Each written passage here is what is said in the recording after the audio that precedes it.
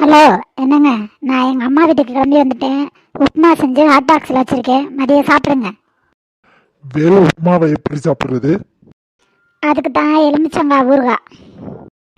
எங்க எங்க வச்சிருக்க? எதுக்கு திறக்கிறீங்க? டயட்டில் இருக்கும்போது ஊறுகாய் சாப்பிடக்கூடாது. அதுக்கு தான் உங்கள் வாட்ஸ்அப்புக்கு ஊறுகாய் ஃபோட்டோ அனுப்பியிருக்கேன், பார்த்துட்டே சாப்பிடுங்க. அப்புறம் இன்னொரு விஷயம், என்ன சொல்லு. காலையில் அப்பள மாமா வந்து சொல்ல சொல்ல கேட்காம 3 முள்ளு முறுக்கு பாக்கெட்டை கொடுத்துட்டு போனார். சமயக்கட்டோட மேல் ரேக்கில் 4வது சம்பளத்தில் வச்சுருக்கேன், எடுத்துடாதீங்க. டயட்ல இருக்கும்போது முறுக்கு சாப்பிடக்கூடாதுன்னு எனக்கு தெரியும். நான் என்ன அவ்வளோ ரோசம் கட்டுவேனா? நீ போன வை, எனக்கு பசிக்குது. ஏன்பா, நல்ல யோசனை பண்ணி சொல்லு. முறுக்கு பாக்கெட்டை 4வது சம்பளத்துலயா வச்ச?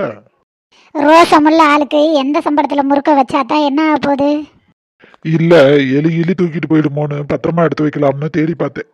அந்த எலிக்கு பயந்து தான் கையோட எங்கள் அம்மா வீட்டுக்கு எடுத்துகிட்டு வந்துட்டேன். அப்புறம் எதுக்கு 4வது சம்பளத்துல வச்சிருக்கதா சொன்ன? ஆ, எலி என்ன பண்ணுதுன்னு பார்க்கறதுக்கு தான்.